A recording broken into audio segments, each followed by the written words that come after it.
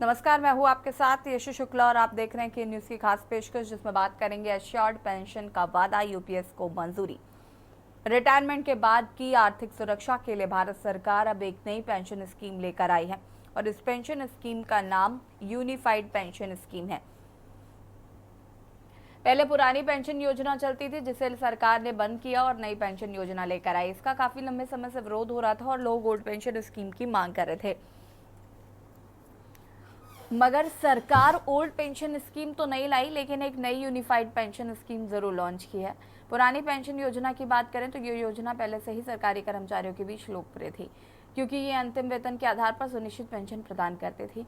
इस योजना को बदलकर नई पेंशन योजना लाई गई, जो कि 2004 के बाद शामिल हुए।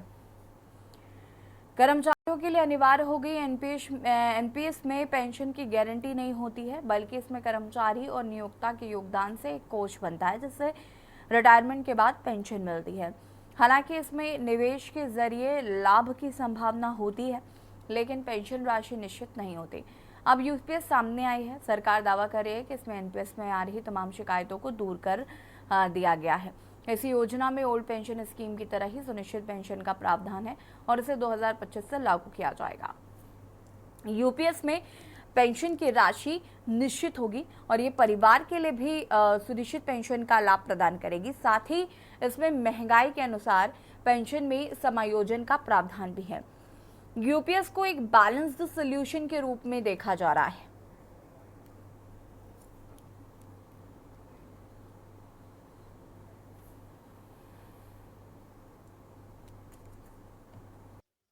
पिलर्स है था कर्मचारियों की तरफ से कि हमें अश्योर्ड अमाउंट एक चाहिए, जो बहुत लॉजिकल और वाजिब रिक्वायरमेंट था।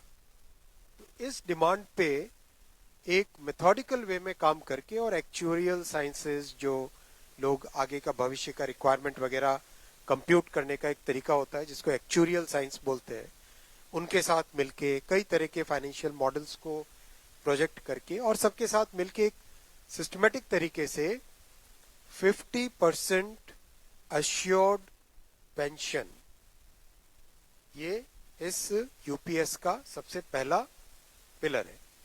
इसकी डिटेलिंग देखनी चाहिए हमें। जो ये अमाउंट मिलेगा वो रिटायरमेंट से पहले के 12 महीनों की एवरेज बेसिक पे का 50% होगा। मैं रिपीट कर रहा हूं, अश्योर्ड पेंशन का जो अमाउंट है that will be the average of basic पे ऑफ 12 मंथ्स बिफोर सुपर एनुएशन, उसका 50% होगा। और इस फुल पेंशन के लिए जो क्वालिफाइंग सर्विस रहेगी वो रहेगी 25 इयर्स, यानी 25 वर्ष तक अगर किसी ने काम किया है, सेवा की है, तो उसको फुल पेंशन यानी जो ये अश्योर्ड पेंशन का अमाउंट है वो मिलेगा।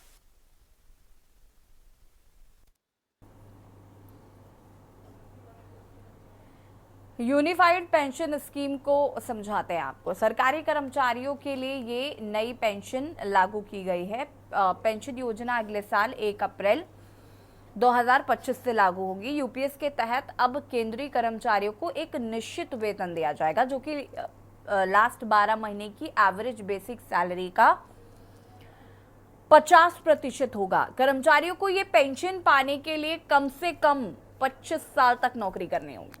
वहीं अगर कर्मचारी की मौत हो जाती है तो परिवार को भी एक निश्चित पेंशन दिया जाएगा, जो कि कर्मचारी को मिलने वाले पेंशन का 60% होगा।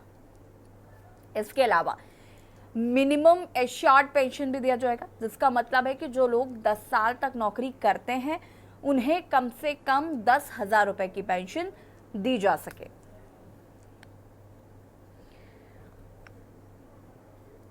एनपीएस क्या है? National pension system. 50% सुनिश्चित पेंशन का प्रावधान नहीं है। केंद्र सरकार का योगदान 14% बाजार के उतार चढ़ाव पर निर्भर है। जितने साल की नौकरी उतनी ही पेंशन। बेसिक सैलरी के 10% हिस्से का योगदान। आपको बता दें कि विपक्ष जो है वो एनपीएस लागू करने की मांग लगातार कर रहा था। अब सरकार यूपीएस लेके आई है।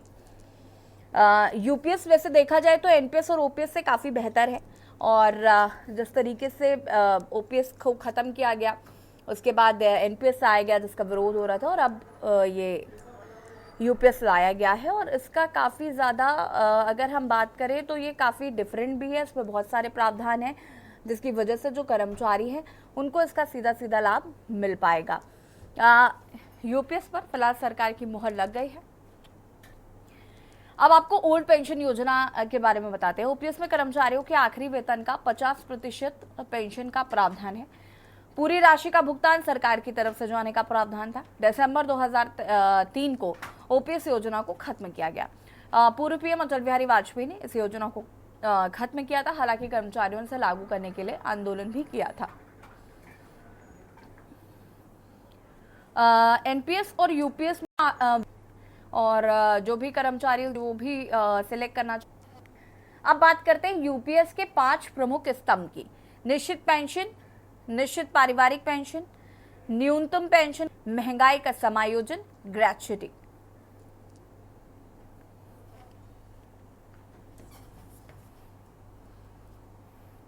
फिलहाल यूपीएस को मंजूरी मिल चुकी है।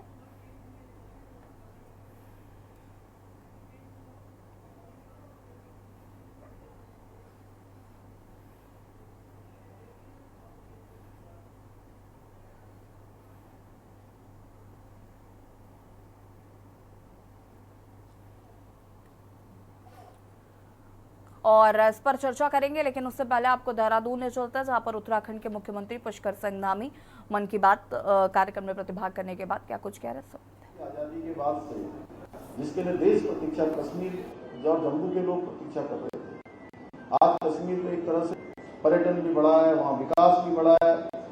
देश दुनिया के अंदर जो असम कश्मीर जाना जाता था, वो कश्मीर आज एक कश्मीर के रूप में पर्यटन बढ़ रहा है, वहाँ पर लोगों का आना जाना बढ़ रहा है, और पूरे देश के अंदर कश्मीर से भी एक संदेश जा रहा है। उसको समाप्त करने का काम या पहले 3 दशकों से कश्मीर के अंदर जो चल रहा था, उन्हीं 3 दशकों के जैसे आद और अलगाववाद और भ्रष्टाचार फिर से धकेलने का काम नेशनल कॉन्फ्रेंस आज समझौता करके कांग्रेस ने किया है। भाइयों बहनों, ऐसे विषय हैं जो हम सबके ध्यान में रहने चाहिए, क्योंकि हम यहाँ पर हैं, वो भारतीय जनता पार्टी के सभी यहाँ पर क्रीम है, प्रमुख लोग हैं। देश के अंदर से 3 तलाक की समाप्ति से हमारी मुस्लिम बहनों को भी न्याय मिला है, और 3 तलाक के मामलों में 82% की कमी आई है इसके बाद, इस कानून के लागू हो जाने के बाद। 34 साल पुरानी शिक्षा नीति में बदलाव कर हमारे युवाओं के भविष्य को भी नई दिशा देने का काम प्रधानमंत्री जी के माध्यम हुआ है। भाइयों बहनों, हमने भी आखिरी प्रधानमंत्री जी के मार्गदर्शन में उत्तराखंड में देश का सबसे कठोर नकल विरोधी लागू किया है, जिससे कि अब आने वाले समय में कोई भी हमारे युवाओं के भविष्य खिलवाड़ नहीं कर पाएगा। और जो भर्तियों में नकल होती थी, नकल माफिया आदि कहते थे, उन पर पूरी तरह से अंकुश लगाने का काम हुआ है। समान नागरिक संहिता का विधेयक लागू कर सभी को समान अधिकार और न्याय करने की दिशा में हम आगे बढ़ रहे हैं। जल्दी हम इस एक्ट को लागू में जा रहे हैं प्रदेश के अंदर। साथ ही प्रदेश के अंदर शांति रहे, यहाँ पर कोई भी जो है उपद्रव न करे, कोई यहाँ तोड़ न करे, आगजनी न करे, कोई दंगा करने का प्रयास न करे।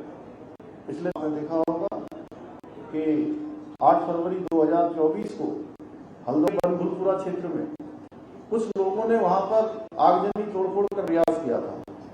हमारी पुलिस की बहनों के साथ भी बहुत मारपीट करी थी, प्रशासन के लोगों के साथ भी जो है उनको जान से मारने का हुआ था। पत्रकार बंधुओं को भी वहां पर मारा गया था, जब हमला किया गया। ये हमारे जैसे राज्य के लिए कोई इसको स्वीकार नहीं कर सकता, क्योंकि हमारे प्रदेश के अंदर सब लोग एक दूसरे के साथ बहुत रहते हैं, शांतिपूर्वक रहते हैं। तो यहाँ पर झगड़ा, उपद्रव, आगजनी ये किसी भी कीमत पर यहाँ नहीं होना चाहिए। इसलिए हम इस बात के सत्र में हमने राज्य के लिए दंगा विरोधी कानून बना दिया है। और कोई भी दंगा करेगा, तोड़फोड़ करेगा, मारपीट करेगा, सरकारी संपत्ति, निजी संपत्ति को नुकसान पहुंचाएगा, तो एक एक पाई की भरपाई उसी दंगा करने वाले से वसूल की जाएगी। यह सब हम केवल आदरणीय प्रधानमंत्री नरेंद्र मोदी जी की दूरदर्शी नेतृत्व समर्पित प्रयासों के कारण ये संभव हो पाया है। भाइयों बहनों, आज मैं आप सबको एक समझाने के लिए यहाँ आया हूँ कि जैसा आपको विदित है कि भारतीय जनता पार्टी का राष्ट्र हित को सर्वोच्च रखा है, हमेशा सर्वप्रथम रखा है और प्रधानमंत्री जी के नेतृत्व में देश आज नई नई ऊंचाइयों को छू रहा है, नित नए आयाम आगे बढ़। हम अपने इसी संकल्प को आगे बढ़ाते हुए आज हमारा नए सिरे से सदस्यता अभियान में इसकी शुरुआत कर रहे हैं। ये निश्चित रूप से हमारा संगठन पर्व है, यह केवल पार्टी। और यहाँ मुख्यमंत्री पुष्कर सिंह धामी को आप सुन रहे थे। उत्तराखंड के उत्थान के लिए क्या कुछ किया गया उस पर वो बातचीत कर रहे थे।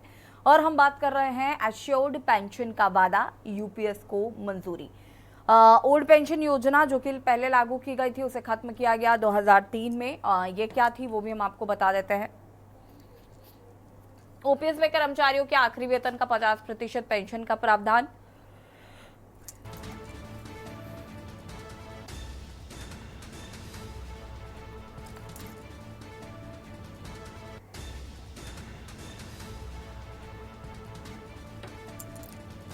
पूरी राशि का भुगतान सरकार की तरफ से जाने का प्रावधान। दिसंबर 2003 को ओपीएस योजना को खत्म किया गया।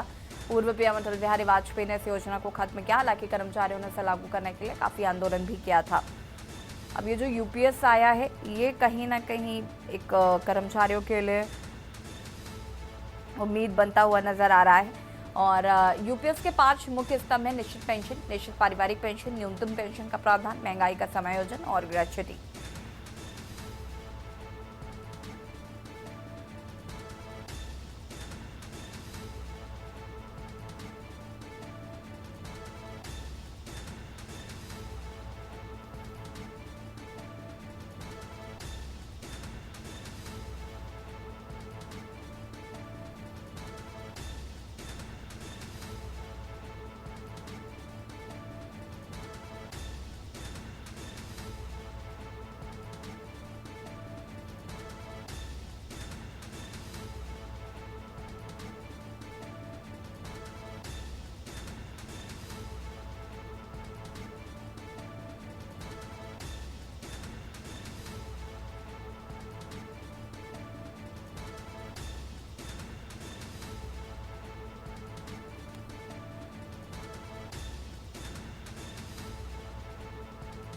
और हमारे साथ मेहमान भी इस पर चर्चा करने के लिए जुड़ चुके हैं। विनोद कुमार बैंक नेता केंद्रीय कर्मचारी संयुक्त मोर्चा से जुड़ चुके हैं। श्रीकांत नेता कांग्रेस जुड़ चुके हैं। राजेश जैन जी बीजेपी नेता। प्रोफेसर निशा बुराक जी नेता राज्य कर्मचारी संयुक्त मोर्चा से हमारे साथ जुड़ चुकी हैं। मनोज पांडे जी अध्यक्ष हैं लखनऊ विश्वविद्यालय संबद्ध कॉलेज एसोसिएशन के। संजय श्रीवास्तव जी वरिष्ठ पत्रकार हमारे साथ जुड़ चुके हैं। अक्षय कटियार जी प्रांतीय संयुक्त मंत्री हैं Uttar Pradesh junior high school पूर्व माध्यमिक शिक्षक संघ से। आप सभी का सबसे पहले तो बहुत बहुत स्वागत है। चर्चा की शुरुआत करेंगे लेकिन उससे पहले आपको बता दें कि जिस तरीके से यूपीएस, एनपीएस और ओपीएस ये 3 ऑप्शन थे, यूपीएस अभी सरकार ने लागू कर दिया है। इसका कितना फायदा होगा इस पर हम बातचीत करेंगे, लेकिन रुकेंगे छोटे से ब्रेक के लिए। जो हाजिर होता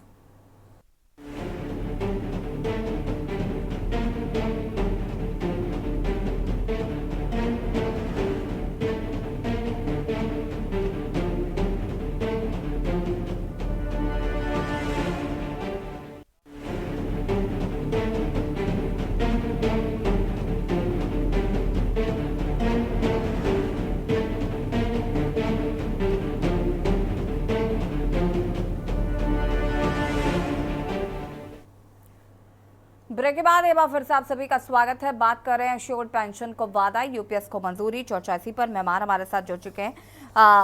सबसे पहले शुरुआत करते हैं विनोद कुमार जी से। विनोद कुमार जी, ये जो नई पेंशन लागू की गई है यूपीएस, इसको समझा होगा आपने, जाना होगा, कैसे देख रहे हैं इस योजना को?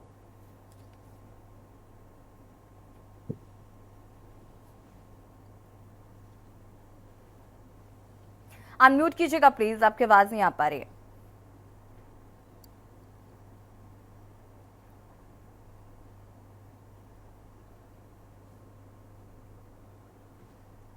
विनोद कुमार जी। अब मेरी आवाज आ रही है आपके पास में? हाँ जी, हाँ जी। हाँ, जो एनपीएस है या ओल्ड पेंशन स्कीम है, उसका ये एक बेहतर विकल्प है जहां तक मैं समझता हूँ, जो 1/4/2025 से लागू होगा। और ये रिटायर्ड और जो रिटायर होने वाले मार्च 2025 में, उन सब के लिए इसका बेनिफिट होगा। इसमें कम से कम 23 लाख जो गवर्नमेंट एम्प्लॉइज हैं उनको इसका फायदा। मिनिमम पेंशन है, एश्योर्ड फैमिली पेंशन है, ये मैं इसके बारे में। और एश्योर्ड पेंशन में क्या 50% जो एवरेज बेसिक पे रहेगा उसका 12 मंथ का, उसमें जो 50% का रहेगा वो उसको एश्योर्ड पेंशन मिलेगा। और उसका जो क्वालिफाइंग जो आपने अभी बताया भी है, तो वो 25 साल का जो उसका सर्विस है वो क्वालिफाइंग सर्विस का काउंट किया जाएगा। ठीक है, तो ये लग रहा है कि ये बेहतर ऑप्शन जो है वो सरकार द्वारा दिया गया है। ये बेहतर ऑप्शन है क्योंकि एनपीएस जो है कहीं ना कहीं वो इक्विटी से लिंक था। वो उसमें बाजार का उतार चढ़ाव था, उसमें नुकसान और जोखिम उसमें भरा हुआ था। इसमें नुकसान और जोखिम का इसमें कुछ ऐसा कोई है नहीं। ये एक बेहतर विकल्प है कर्मचारी के लिए। और हम इसको देखे, अपनी यदि कर्मचारी की नजर से इसको देखे कि सरकार की तरफ से एक बेहतर विकल्प हमें दिया गया। चलिए ठीक है, वापस आते हैं। प्रोफेसर निशा पराग जी हमारे साथ जुड़े हुई हैं। निशा जी, कैसे देख रही हैं यूपीएस को और एनपीएस को? दोनों विकल्प जो है वो सरकार की तरफ से दिए गए हैं, सुविधा आपको है कि आप क्या चूज करते हैं। तो क्या लग रहा है, यूपीएस बेहतर है या एनपीएस बेहतर है? जी देखिए, बेहतर तो दोनों में से अगर हम इसे ओपीएस के साथ कंपेयर करते हैं तो बेहतर तो कोई भी नहीं है। हालांकि मैं मौजूदा सरकार का शुक्रिया अदा करूंगी कि वो इतनी गणनाओं में रोज रात दिन गणना करके एक नए नए जो कैलकुलेशंस हैं वो सभी सरकारी कर्मचारियों के लिए लेकर आ रही हैं। लेकिन फिर मैं याद भी दिलाना चाहूंगी कि जिन 23 लाख केंद्रीय कर्मचारियों के बेनिफिट के लिए ये नई यूपीएस योजना लागू की जाने की एक प्लानिंग की गई है, तो आप ये देखें ना कि कुल भारत की जनसंख्या का वो कितने प्रतिशत है। 141 करोड़ की जनसंख्या का 23 लाख केंद्रीय कर्मचारी कितने प्रतिशत है। और अगर सरकारी कर्मचारी की पिछले काफी लंबे समय से केवल एक ही मांग रही है ओपीएस की, क्योंकि मैं आपको इन दो योजनाओं एनपीएस और यूपीएस के साथ जो ओपीएस भूल चुके हैं उनकी याद दिलाना चाहूंगी कि उसमें जो सरकारी कर्मचारी है उसको किसी भी तरह का कोई कंट्रीब्यूशन नहीं देना पड़ता था। ग्रेचुटी के भी आपको 20 लाख रुपए मिल रहे थे, आपको 50% अपनी बेसिक सैलरी का वहां पे मिल रहा था, एश्योर्ड आपकी पेंशन थी। अगर डेथ हो जाती है कर्मचारी की तो उसकी जो आगे फैमिली है, उसका जो स्पाउस है, उसको भी ये जो पेंशन है उसका बेनिफिट दिया जा रहा था। फिर एनपीएस आया, एनपीएस का लगातार कर्मचारियों में विरोध रहा है। हालांकि जब एनपीएस को भी लागू किया गया था उस समय पे उसकी बड़ी खूबियां बताई जा रही थी कि वो मार्केट के साथ जुड़ी है, एसोसिएटेड है। लेकिन जब एनपीएस के तहत कर्मचारियों को पेंशन मिलनी शुरू हुई तो उन्हें पता लगना शुरू हुआ कि इतने 20-25 साल की नौकरी के बाद उनको 5,000-10,000 रुपए की पेंशन वहां पे मिल रही है।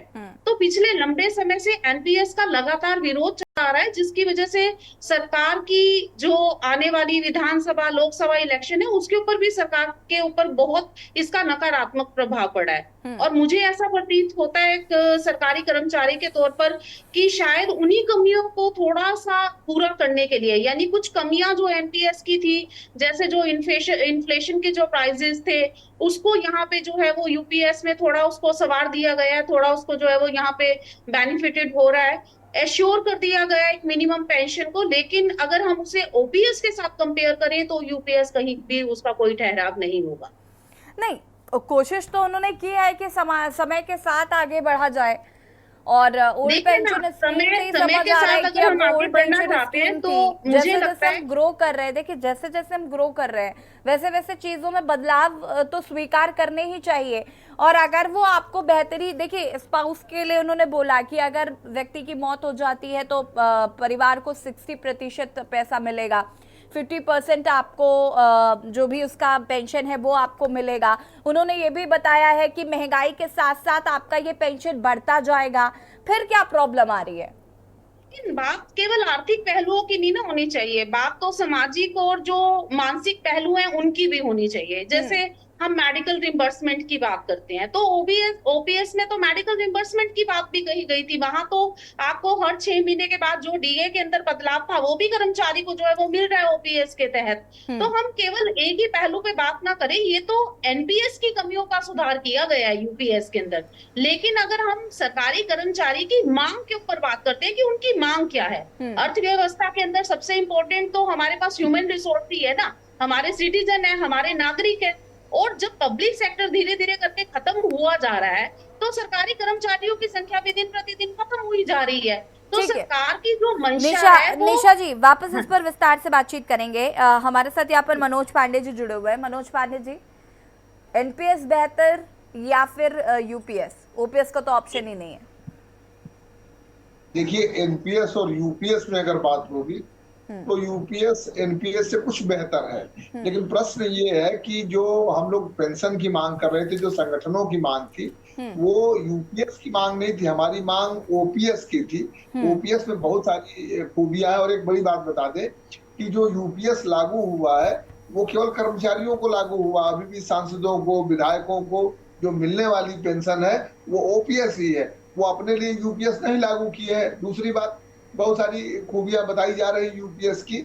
अगर ओपीएस से हम इसको कंपेयर करें तो पहली बात कि ओपीएस में अगर किसी की मृत्यु हो जाती है जो कर्मचारी है, तो 100% पेंशन मिलती है 10 साल तक, या 60% कर दिया गया है।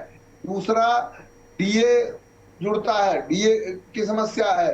20 वर्ष अब पूरी पेंशन पाने के लिए 20 वर्ष का समय तय कर दिया गया है, उसको बढ़ाकर 25 वर्ष कर दिया गया है। तो बहुत सारी चीजें हैं। और हालांकि एनपीएस से बेहतर यूपीएस है, लेकिन ओपीएस का स्थान नहीं ले सकता। ओपीएस के लिए बहुत, और हमारी मांग ओपीएस की है। और एक बात आपको बता दें, सरकार ने कोई भीख नहीं दिया है, ये हमारे आंदोलन है। और हमें लगता है कि सरकार हमारे आंदोलनों से, देखिए इस आंदोलन का परिणाम वर्तमान चुनाव में देखने को मिला। और अगर आंदोलन समाप्त नहीं होने जा रहा है क्योंकि ओपीएस नहीं मिला है, आंदोलन अगर ऐसे ही चलते रहे और चलते रहेंगे, ये हम आपके इतने बड़े चैनल से इस बात को फिर एश्योर कर रहे हैं कि जो बड़ा, अब तो सरकार ने बड़ा आंदोलन करा दिया। 1 अप्रैल 25 के बाद सबको लाकर खड़ा कर दिया। तो अब तो आंदोलन सभी करेंगे और सबका आंदोलन होगा, तो अब बड़ा आंदोलन होगा। और सरकार को, अगर सरकार नहीं चेतेगी तो आने वाले चुनाव में उसे भारी नुकसान उठाना पड़ेगा।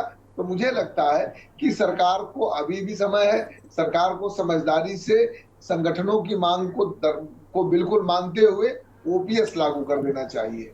ठीक है, अक्षय कटियार जी, एनपीएस यूपीएस क्या बेहतर? सबसे पहले सभी श्रोताओं का धन्यवाद और आप सभी साथियों का धन्यवाद। आप लोग एक बहुत बड़े विषय पर बात कर रहे हैं जिस पर आपको पूरा देश सुन रहा होगा। सबसे पहली बात, सरकार ने ओपीएस से एनपीएस और यूपीएस लाने में 20 वर्षों का समय ले लिया। क्या इतना समय जायज था? इस दौरान जो साथी सेवानिवृत्त हुए उनके साथ सरकार क्या करेगी, उस पर अभी भी अनिश्चितता है। एनपीएस से यूपीएस काफी बेहतर है, लेकिन बहुत बेहतर नहीं है। हमारे लिए सर्वश्रेष्ठ विकल्प ओपीएस था, पुरानी पेंशन योजना। सरकार हर बार उसको नए ढंग से परोस रही है। अभी भी काफी ऐसी चीजें हैं जिनके बारे में केवल 5 बिंदुओं पर दिखाकर या 5 मुख्य बिंदुओं को दिखाकर ये दर्शाया जा रहा है कि हम बहुत बेहतर विकल्प दे रहे हैं। आप खुद विचार कीजिए कि यदि किसी कर्मचारी की 10 वर्ष से कम की सेवा है तो उसे मात्र 10,000 रुपए पेंशन दी जाएगी। क्या यह संभव है कि आज के युग में, जिसे आप एश्योर्ड पेंशन कह रहे हैं, 10,000 में अपने परिवार यानी पत्नी और बच्चों का उस स्थिति में भरण पोषण कर सके? ये आप क्या देना चाह रहे हैं? दूसरी बात, पुरानी पेंशन योजना में 20 वर्ष पूरे होने पर आपको निश्चित पेंशन 50% मिलती थी, जिसके लिए आपको कुछ भी देय नहीं होना था, अर्थात कर्मचारी का कोई अंशदान नहीं दिया जाना था। लेकिन वर्तमान में सरकार 10% के बाद 25 साल तक आप नौकरी करेंगे। यदि किसी कारण से 25 साल नहीं होता है तो उसके लिए एक्यूमुलेटिव सम एश्योर्ड वो दिया जाएगा। इसके साथ कई ऐसी चीजें थी, जैसे सेवानिवृत्ति के पश्चात ग्रेजुटी की राशि मिलती थी, लगभग 20 से 25 लाख रुपए ग्रेजुटी मिलती थी। साथ में जीपीएफ का फंड मिलता था। यहाँ सेवानिवृत्ति पर कुछ नहीं मिलेगा। इससे तो एक बिंदु एनपीएस में बेहतर था कि लगभग जो फंड जमा किया जा रहा है उसका 60% आपको तुरंत दिया जाता था और 40% में पेंशन बनाई जा रही थी। अभी तक उसके बारे में कोई क्लियरिटी नहीं है। इसके पश्चात एक और बिंदु आया था, प्रति 6 माह का जो वेतन है उसमें डीए को सेवानिवृत्त करते हुए कुछ लमसम अमाउंट, जिसके बारे में अभी भी क्लियरिटी इस तरीके से दिया जाएगा वो भी क्लियर नहीं है। कर्मचारी की मृत्यु पर फैमिली पेंशन जो दी गई है वो केवल उनकी पत्नी को 60% बताई गई है, लेकिन ठीक जो है, उन पर आश्रित है। वापस आते हैं अक्षय जी, आप इस पर आगे विस्तार से बातचीत करेंगे। आप सभी हमारे साथ बने रहिएगा, चर्चा को आगे बढ़ाएंगे। रुकेंगे छोटे से ब्रेक के लिए, जो हाजिर होता है।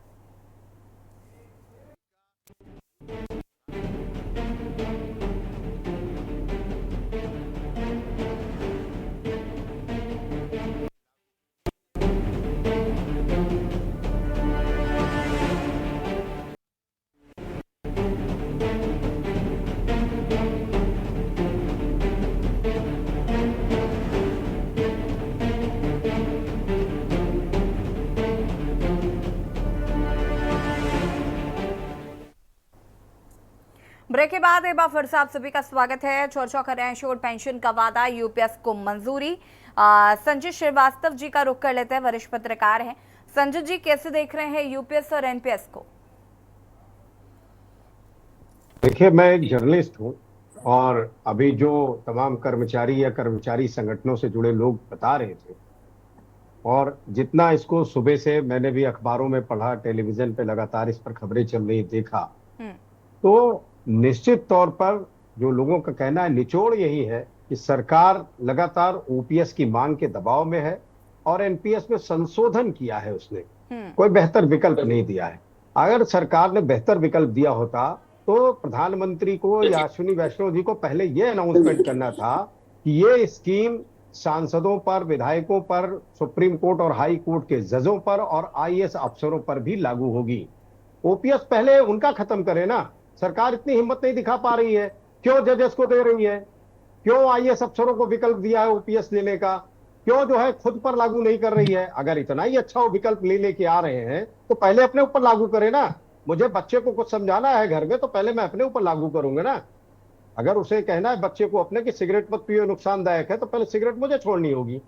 तो सरकार इसके लिए तो आगे आती नहीं है। अपने लिए तो ओपीएस बेहतर है, और कर्मचारी जो 23 लाख या पूरे राज्यों के भी मिला लीजिए तो जो 2-4 करोड़ कर्मचारी हैं उनको आप ओल्ड पेंशन स्कीम नहीं दे पाते हैं, क्योंकि तमाम राज्यों के चुनाव होने वाले, जम्मू कश्मीर और हरियाणा का सिर पे खड़ा है। हरियाणा में ज्यादातर लोग केंद्रीय सेवाओं में हैं, इसलिए ये एनपीएस को बेहतर बना के ले आए हैं कि हो सकता है इससे इनको कुछ फायदा मिल जाए। यहाँ तो वोट की पॉलिटिक्स है ना। राज्यों में चुनाव हो, केंद्र का चुनाव हो, तो कुछ ऐसा चुनावी झुंझुना ले आओ जिससे वोट बैंक आपका बढ़ जाए। इससे ऊपर उभरे अगर सरकार कुछ वाकई कर्मचारियों के लिए करना चाहती है, मैं किसी ना तो कर्मचारी संगठन से जुड़ा हूं और ना ही कोई इस तरह का केंद्र या राज्य में कर्मचारी है, लेकिन बीइंग ए जर्नलिस्ट मेरा मानना है कि इन लोगों की, जो लोग अभी आपके चैनल पे बोल रहे हैं, इनकी आवाज को सुना जाना चाहिए। जो जो कमियां इन्होंने बताई हैं, बारीकियां बताई हैं, वो सब दूर करना चाहिए। अगर ये सारी चीजें आप दूर करते हैं तो उससे बेहतर विकल्प है कि आप जो कर्मचारी बचे खुचे उनको ओल्ड पेंशन स्कीम के दायरे में ले आइए, और अगर नहीं लाते तो अपनी खत्म कर लीजिए। तो ये जो झगड़ा है, रगड़ा है, सब खत्म हो जाएगा। भाई जब हम खुद नहीं ले रहे हैं, दूसरों को कह रहे हैं, तो उनको भी अच्छा लगेगा। बोलने का मौका आप क्यों दे रहे हैं? प्रधानमंत्री खुद ले रहे हैं, ओल्ड पेंशन स्कीम के दायरे में है, सुप्रीम कोर्ट के जज जो है ओल्ड स्कीम के दायरे में है। तो हम तो आपके चैनल के माध्यम से सीजीआई चंद्रचूड़ से भी निवेदन करना चाहेंगे कि इस पर उनको भी सो मोटो कॉग्निट लेना चाहिए और एक ऑर्डर पास करना चाहिए कि ये तमाम तरीके के जो स्कीम प्लान आ रहे हैं पेंशन के, और उसमें लगातार बेहतर विकल्प देने की बात हो रही है, सुधार करने की बात हो रही है, उससे अच्छा है कि आप लागू करिए ना। अरे नजीर तो पेश करिए। इस देश में एक संविधान, एक देश, एक नागरिक की बात करते हैं, और इसके बाद कर्मचारियों के लिए अलग, सांसदों के लिए अलग, सुप्रीम कोर्ट के जजों के लिए अलग। इसीलिए किया ही गया है कि जब जुडिशरी में मामला जाता है तो उनको तो मिल रहा है, तो वो सरकार के समर्थन में चले जाते हैं। मैं तो खुल के कह रहा हूं, किसी जज की हिम्मत क्यों नहीं हो रही है? मिस्टर डीवाई चंद्रचूड़ जो हमारे सुप्रीम कोर्ट के चीफ जस्टिस हैं, उनके पूरे आदर और सम्मान के साथ मैं कहता हूं कि इस पर उनका ध्यान क्यों नहीं जाता है? तमाम ऐसे फैसले वो देते हैं जो कर्मचारियों और जो जनता के हित में रहता है, जनता उससे खुश होती है।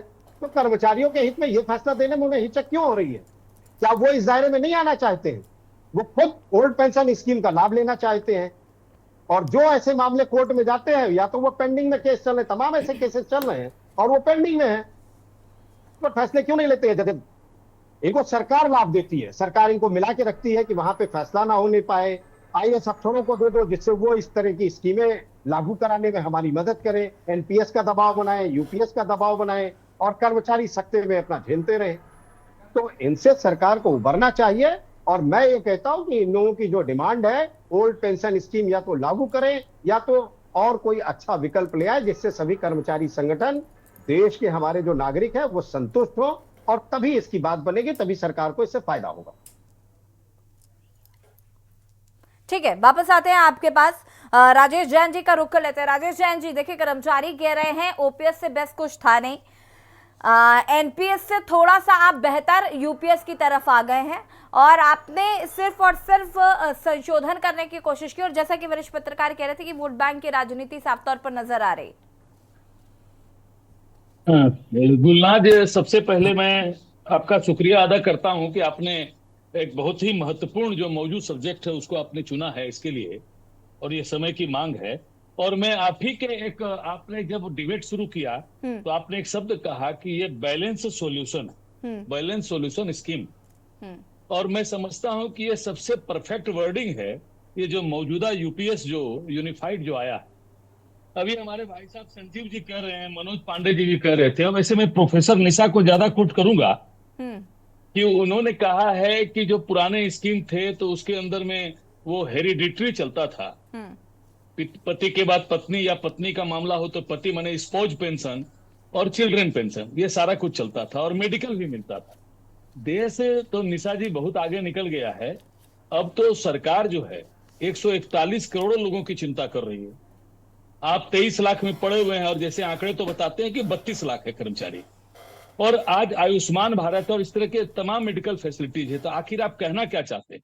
और ये जो बार बार अभी 80 करोड़ लोगों के हाथ में आपने कटोरा दे रखा है, ये कहना चाहते हैं। 80 करोड़ लोगों को आप राशन क्यों दे रहे हैं? क्यों फ्री में राशन दे रहे हैं? क्यों फ्री में राशन दे रहे हैं? इस बात का जवाब दीजिए। 80 करोड़ लोगों को आप राशन देते हैं। 80 करोड़ लोग इस देश में भूखे हैं, भूखे हैं कि नहीं? मेरी बात सुनो तो, आपकी सरकार 10 साल से 80 करोड़ को संजय जी सुन लीजिए, संजय जी प्लीज। देखिए ये संजय जी, ये सरकार की बात करते हैं आप, ये सरकार। संजीव जी, आपका डबल स्टैंडर्ड है। अभी तुरंत सुना। आपकी हिम्मत नहीं है कि आप अपनी सरकार के खिलाफ कुछ बोले। आप बीजेपी के प्रवक्ता हैं, आपकी हिम्मत है कि आप कोई चीज जो है वो सरकार के खिलाफ बोल दें या बैलेंस बोल दें? श्रीमान जी, आप पहले गाड़ी करेंगे। Sanjay ji please, Sanjay ji please. गुलनाथ जी, उनको साइलेंट कराइए। आप वो सुनना नहीं चाहते हैं। हमको नहीं साइलेंट करा रहे, आप देश की जनता को साइलेंट करा रहे हैं। देश की जनता को साइलेंट नहीं करा सकते। आप ये मान के चलिए कि 23 लाख और 32 लाख ही देश की जनता नहीं, जरा सर्वजन हिताय सर्वजन सुखाय का हमारा नारा है। आप इसको समझ 80 करोड़ का राशन दीजिए आप फ्री में। आपका नारा है तो सांसदों का, विधायकों का, प्रधानमंत्री जी को सब। गुलनाथ जी, संजय जी एक सेकंड रुकिएगा। संजय जी एक सेकंड रुक जाइए प्लीज, एक एक करके बोलिए, एक एक करके बात करिए प्लीज। मंत्री क्यों नहीं लेते? तो उनका दिया जा रहा है। राजेश जी क्या है हाँ, निशा जी और मनोज जी रुक जाइए जरा, एक एक करके बात करेंगे तो बात संभव हो पाएगी। Don't create mess in the debate. देखिए, आपकी बात, आपका संगठन जो है वो ज्वाइंट कंसल्टेटिव जो मिशनरी है। राजेश जी, और मैं आपको करेक्ट कर देना चाहती हूँ कि मैं गुलनाज जी नहीं हूँ, मैं यशी हूँ। ठीक है, नाउ यू कैन कंटिन्यू। अच्छा, धन्यवाद आपको, आपने परिचय दिया। लेकिन आपने बैलेंस सॉल्यूशन कहा था, मैं उसकी बड़ाई कर रहा था, आपने बहुत अच्छा कहा है। लेकिन ज्वाइंट कंसल्टेटिव मशीनरी ने इसकी तारीफ की है, वो आके बयान देते हैं। संजीव जी कहते हैं कि सुप्रीम कोर्ट के जो है जज जो है वो तो बहुत अच्छा डिसीजन लेते हैं, और अभी कह रहे हैं कि वो अपना पेंशन बंद करें। तो भाई आप कोर्ट में जाओ ना। 141 करोड़ की तभी तो आपने उनको दे रखा है। नहीं राजेश जी, उन्होंने तो एग्जाम्पल भी दिया। नहीं संजय जी, एक सेकंड रुक जाएंगे प्लीज, मैं बात कर लूं प्लीज, बेहतर होगा। संजय जी आप बताओ। संजीव जी, आप सरकार में हिम्मत है? संजय जी सरकार में हिम्मत है? Sanjay ji please. Pension scheme से बात करते हैं।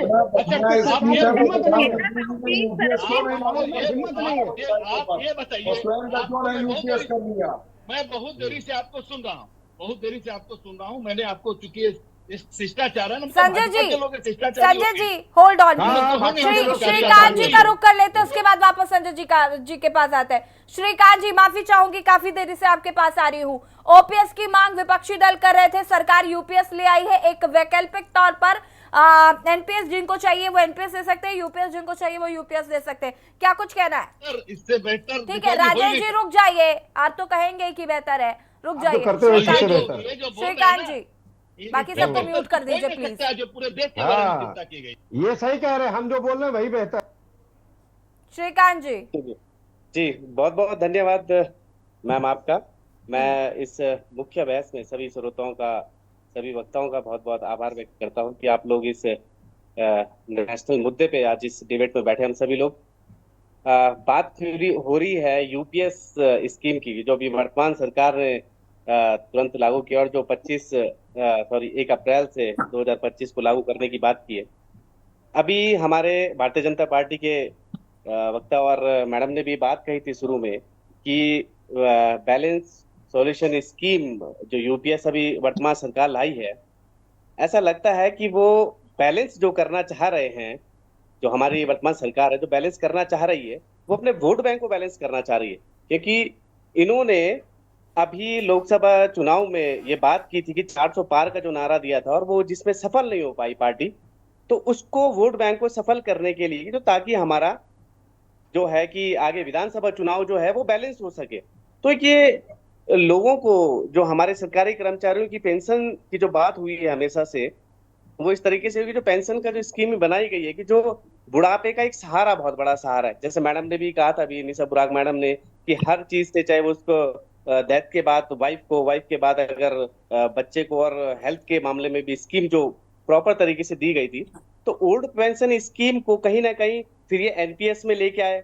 फिर एनपीएस में लाने के बाद अब इन्होंने थोड़ा सा उनको जिस हिसाब से अपना वोट बैंक खिसकने की जो नौबत आई इन लोगों की लोकसभा चुनाव में, अपना टारगेट पार नहीं कर पाए और जनता ने कड़ा जवाब दिया उनको इस लोकसभा चुनाव में, उसको छुपाने के लिए, उसको बचाने के लिए इन्होंने यूपीएस जो बैलेंस सॉल्यूशन स्कीम, अभी आप ही लोगों के द्वारा, ये बीजेपी के प्रवक्ता के द्वारा भी ये बात कही गई है कि बैलेंस स्कीम लेके आए। तो ये बैलेंस हमारे गवर्नमेंट कर्मचारी और इनको स्कीम को करने के लिए, अपने वोट बैंक को स्कीम करने के लिए लेके आए। तो हमारा जो सबसे सुटेबल जो मुद्दा है, जो सब सुटेबल जो बात हमेशा गवर्नमेंट कर्मचारी ने कही है, वो ओपीएस है। ओपीएस ने सभी चीजों के लिए, सभी वर्गों के लिए जो ये पेंशन बनाई गई है शुरू से, इस पे हमेशा इस पे बात होनी चाहिए। कई लोगों ने इस पे बात करी है पर सरकार उसको सुनने के लिए तैयार नहीं हुई। तो मेरा ये मानना है 70 साल से कांग्रेस यही कर रही थी ना, भारत के भविष्य की बात इसीलिए लाना चाहते हैं जी। इन्होंने अपने वक्तव्य से क्लियर कर दिया है कि जो ओपीएस है वो हमारे लिए वोट बैंक था, वो कांग्रेस के लिए वोट बैंक था, यही इनका धंधा रहा है ना। आपने ही ऐसा नहीं है, कांग्रेस का वोट बैंक नहीं था, वो सरकारी कर्मचारी की मांग है। आप गलत डायरेक्शन पे चल रहे हैं। प्रोफेसर निशा, मैं आप ही की बात को कोट कर रहा चलना चाहिए, क्यों चलना चाहिए? 140 करोड़ लोगों की चिंता होगी, इसके लिए बड़े बड़े आंदोलन भी हुए हैं, पैसे कहाँ से आएंगे ये भी तो बता दीजिए। अरे भाई साहब, पैसे कहाँ से आएंगे? खाली पेंशन देना है क्या? आपने खुद कहा कि बैलेंस सॉल्यूशन स्कीम है, ये बैलेंस सॉल्यूशन स्कीम गवर्नमेंट कर्मचारी के लिए नहीं है। ये मैं नहीं कह रहा हूँ, आपके कर्मचारी यूनियन कह रहे हैं। श्रीकांत जी, एक सेकंड रुकिएगा जरा। राजेश जी, अभी यहाँ पर संजय जी ने कहा, संजय जी इस बात को कह रहे थे कि आप खुद तो ओल्ड पेंशन स्कीम पर चल रहे हैं, कर्मचारियों के लिए आप यूपीएस एनपीएस क्यों लेकर आ रहे हैं? आप पहले एक एग्जाम्पल तो सेट करिए कि भैया हम भी यूपीएस में ही आए हैं, तो आप भी यूपीएस दीजिए। लेकिन आप ओपीएस में हैं, सरकारी कर्मचारी आप यूपीएस एनपीएस में लाकर खड़ा कर रहे हैं, इसलिए सवाल उठ रहा है। आपने अखबार में देखा होगा, उत्तराखंड के विधानसभा सत्र में इन्होंने अपने विधायकों की पेंशन को बढ़ा दिया, जिससे हर चीज की फैसिलिटीज मिल रही है विधायकों को, और आपने अपने विधानसभा सत्र में अपने पेंशन बढ़ा रहे हैं। और जो हमारे गवर्नमेंट कर्मचारी जिनका परिवार आगे इससे चलना है, जिन्होंने हमेशा कंटिन्यू इसमें कई परिवार उसमें उसके आश्रित रहे हैं इस चीजों में, आपने उनकी पेंशनों को छीन दिया। हमेशा से मांग रहे कि ओल्ड पेंशन स्कीम को वापस लाया जाए, उसको आपने बैलेंस सॉल्यूशन स्कीम पे आपने निकाल दिया यूपीएस को। देखिए देखिए, मैं यहाँ पे न केवल हम आर्थिक पहलू पे बात करें, बल्कि हमें इसके थोड़े सामाजिक और मानसिक पहलुओं पे भी बात करनी चाहिए। कोई भी जो सरकारी कर्मचारी है, वो पहली बात है सोचने की वो सरकारी नौकरी में क्यों आया है। वो सरकारी नौकरी में इस वजह से आया है क्योंकि वो एक मानसिक सिक्योरिटी चाहता है, वो जॉब की सिक्योरिटी चाहता है, वो एक आर्थिक स्थिरता चाहता है अपने जीवन के अंदर। और अगर सरकार उसको वो आर्थिक स्थिरता देने में कामयाब ही नहीं है, तो मुझे नहीं लगता कि फिर कोई सरकारी नौकरी का कोई औचित्य रह जाता है। मनोज पांडे जी, जो ठीक है, मनोज पांडे जी, मनोज पांडे जी, कि पैसा कहाँ से आएगा? पैसा वहीं से आएगा जहां से पैसा बड़ी बड़ी मूर्तियां बनाने के लिए आता है, जहां से पैसा बहुत बड़े बड़े धार्मिक आयोजन करने के लिए आता है, पैसा वहां से आएगा जहां पे नेताओं की पेंशन बढ़ाने का पैसा आता है, जहां इनको 4-4 पेंशन देने की प्रोविजन सरकार चलाती है, बजट वहां से आएगा। सरकारी कर्मचारी हैं कितने? मुट्ठी भर तो सरकारी कर्मचारी हैं। 1% भी आप देखिए ना, टोटल पॉपुलेशन का कितना साइज है, टोटल पॉपुलेशन का, टोटल बजट का कितने प्रतिशत कर्मचारियों पे खर्च रहे हैं? और कर्मचारी तो ऐसे हैं जो पूरे, अगर वो हाई इनकम ग्रुप के अंदर है तो वो 30%, बल्कि 4% अगर हम एजुकेशन सेस भी कैलकुलेट करें तो 34% का जो है वो टैक्सेस सरकार को दे रहे हैं। दूसरा कोई भी कर्मचारी नहीं दे रहा है। सरकारी कर्मचारी है, तो 32 लाख। सरकार का जो बजट आ रहा है, सरकार के पास जो पैसा आ रहा है, उसमें भी सरकारी कर्मचारी का बहुत बड़ा योगदान है। तो अगर सरकार उन्हीं को पेंशन नहीं दे सकती, ये नई नई योजनाएं लाने की कोई प्रयोजन ही नहीं है। केवल इसका ठीक है, जो संजय जी, औचित्य है वो केवल इतना है कि निशा जी 1 सेकंड रुक जाइए। संजय जी, सरकारी कर्मचारी तो केवल ओपीएस की मांग कर रहे हैं। आप संजय ओपीएस जी, की योजना को लागू करते हो और बात खत्म है। हमारी मांग केवल ओपीएस की है। हम किसी दूसरी योजना के बारे में ना चर्चा करना चाहते हैं, ना हम उसकी कमियों और उसकी खूबियों के विषय में कोई बात करना चाहते हैं। ओपीएस हम सभी को स्वीकार्य है। संजय जी, निशा मुराद जी प्लीज रुक जाइए, और भी लोग हैं हमारे पास पैनलिस्ट पे। प्रोफेसर समर्थन मिल रही है, हमेशा ओपीएस की बात कांग्रेस सरकार ने कही है और इसी चीज को करते हुए लोगों ने हमेशा चीजों को करने का काम किया। काटने से प्यास नहीं बुझती। आपने कहा 1% है, 32 लाख सरकारी कर्मचारी हैं और आप उसको इससे टैग मत कीजिए। आपकी मांग है कि सुप्रीम कोर्ट के जज का पेंशन समाप्त हो जाए या एनपीएस हो जाए, यूपीएस हो जाए, उस पर हमारा कोई विरोध नहीं। ये आपका मांग होना चाहिए, इसको क्लियर कीजिए, ये पॉलिटिकल एजेंडा नहीं है। आपने कहा कि वोट के लिए हम ऐसा कर रहे हैं, तो 56 वर्ष से जो आप ओपीएस रखे हुए थे तो वो भी वोट ही के लिए था। इसको स्वीकार कर लीजिए तहे दिल से। और देश में 141 करोड़ लोगों को लेकर चलना, यार निशा जी कह रही है कि मानसिक शांति के लिए सरकारी नौकरी में आते हैं, इसे लेके मारामारी चल रही है। सड़कों पर बेरोजगार घूम रहे हैं कि हमें नौकरी चाहिए तो सरकारी चाहिए, क्योंकि आप उनका 7 पुश्त संभाल देते हैं। इसी काम के लिए सरकारी नौकरी करना, क्या गजब बात करते हैं। एक तो इतनी मेहनत करके व्यक्ति सरकारी नौकरी पाता है, नौकरी आप दे नहीं रहे। जुम्मा जिन लोगों को नौकरी मिल गई है उनको आप पेंशन भी नहीं दे पा रहे। उसके बाद आप बता रहे कि मानसिक संतुष्टि नहीं होती। किसको नहीं होती? कौन नहीं चाहता? किसके माँ बाप नहीं चाहते कि उनका बच्चा सरकारी नौकरी में जाए? सरकारी कर्मचारी ड्यूटी कर रहे हैं और सरकार केवल और केवल सरकारी कर्मचारियों पर ही भरोसा करती है। और यदि आप 141 करोड़ की बात कर रहे हैं तो 141 करोड़ में मुट्ठी भर जो सरकारी कर्मचारी है वो मानसिक के साथ साथ जो सरकार की व्यवस्था है और सरकार की व्यवस्था में जो शुचिता की व्यवस्था है, जो पारदर्शिता की व्यवस्था है, अगर सरकार को इतना बाकी लोगों पर भरोसा है तो उत्तर प्रदेश में पुलिस की परीक्षा हो रही है और 5 दिन होगी, क्यों नहीं उन लोगों से करा लेती है जो कारपोरेट सेक्टर के हैं। और सरकार, प्रधानमंत्री जी पहले क्यों नहीं घोषित करते? क्यों नहीं? देखिए, दो तरफा बात नहीं है। सरकारी कर्मचारी अपने हक की बात कर रहा है, नेता अपने हक की बात कर रहे हैं। प्रधानमंत्री जी बाकी सबको म्यूट करिए। अक्षय कटियार जी, अक्षय कटियार जी, और दूसरी बात, बाकी सबको म्यूट करिए प्लीज। धन्यवाद। जवाब दीजिए कि अक्षय कटियार जी। राजेश जी बहुत बहुत धन्यवाद। सबसे पहली बात तो मैं इस चीज की तारीफ कर रहा हूं कि सरकार ने इस विषय पर संवेदनशीलता के साथ विचार किया और लगभग जो ओपीएस में 50% पेंशन दी जानी थी, हम लोग उसके बहुत करीब पहुंच गए हैं। लगभग 99% जो कमियां थी एनपीएस की, उसको धीरे धीरे कम कर रहे हैं। एक और निवेदन है सरकार से कि जो कमियां हैं उसे ओवरकम करके लगभग ओपीएस के बराबर या ओपीएस क्यों नहीं दे देते? 1 नेशन 1 पेंशन करने में दिक्कत क्या है? अगर 1 नेशन 1 इलेक्शन किया जा सकता है तो 1 नेशन 1 पेंशन कर दीजिए, उसमें सभी लोग शामिल हो जाएंगे। या जो आज के बाद जो नेता बने, आज के बाद जो जज बने, आज के बाद जो आईएएस बने, जो 1 अप्रैल 2025 के बाद बने, उन सबके लिए यूपीएस कर दीजिए। वो उसमें दिक्कत क्या है? जब आप पैसा उतना ही दे रहे हैं, पेंशन में 50% दे रहे हैं, वही हमारी मांग थी, तो सबके लिए कर दीजिए। आप भी वही ले लीजिए, हम भी वही ले लेते हैं। बड़ी ठीक खुली है। खुली बात है, विनोद इसमें कोई कुमार, विनोद सरकार कुमार का जी, एक्स्ट्रा पैसा यूज विनोद नहीं हो रहा, कुमार जी, ना सरकार का कोई विनोद एक्स्ट्रा। कुमार जी, विनोद कुमार जी। यस, हाँ, देखो ना, आदमी मैं किस समय हूँ, मैं जो सरकार की जो संगठन है उनको मैं लीड करता हूँ, और मैं इसमें देख रहा हूँ कि बहस रहे हैं, पॉलिटिकल बातों को लेकर चल रहे हैं कि अभी ये वोट बैंक है, ये है, वो है। मैं उसमें नहीं जाना चाहता, क्योंकि हम संगठन देख रहे हैं सरकारी कर्मचारियों का।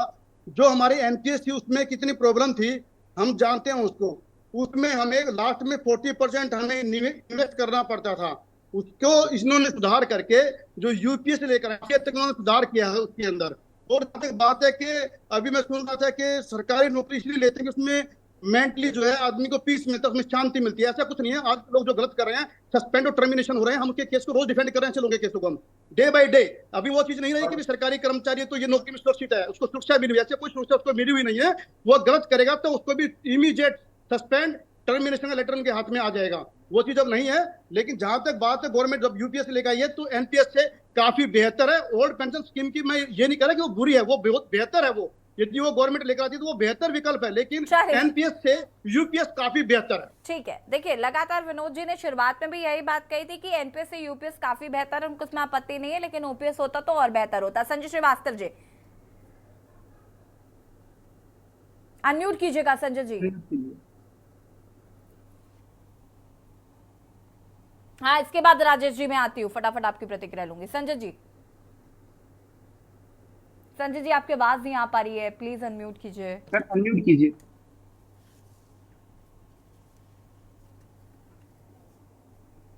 आ रही है आवाज? हाँ जी, कंटिन्यू करें। मैं ये कह रहा हूं कि विनोद जी, राजेश जी, मनोज जी, मैडम, सभी लोगों की यही मांग है। इसमें कोई इफ एंड बट है ही नहीं है कि जो ओपीएस था, जिस सरकार ने उसे लागू किया और इतने सालों तक चलाया, वो एक बेहतर विकल्प था कर्मचारियों के हित का और कर्मचारियों के परिवार के हित को साधने का।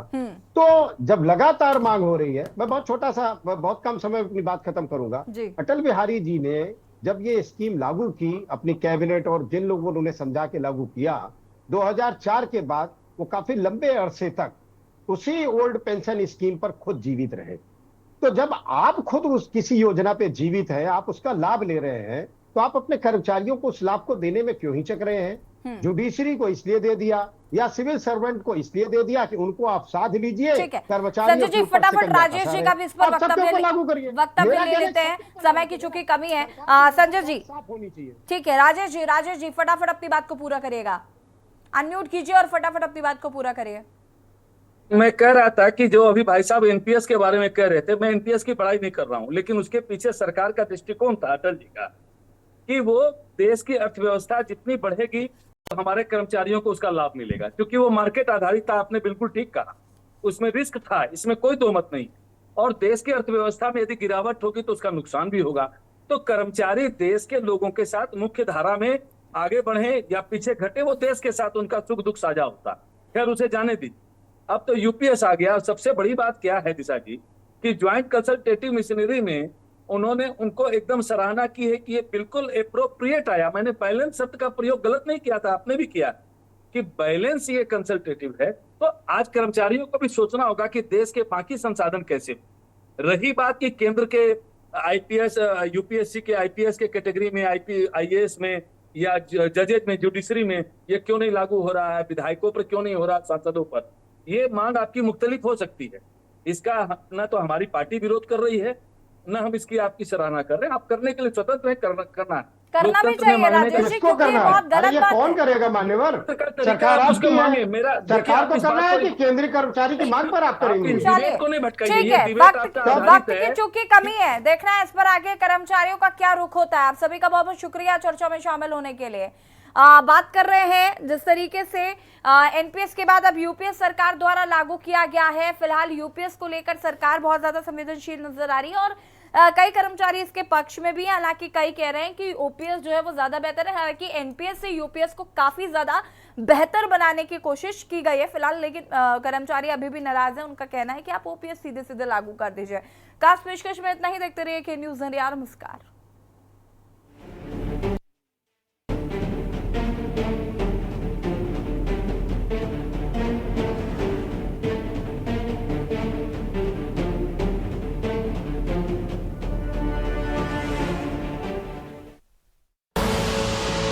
देख रहे हैं के न्यूज, खबरों का सारथी।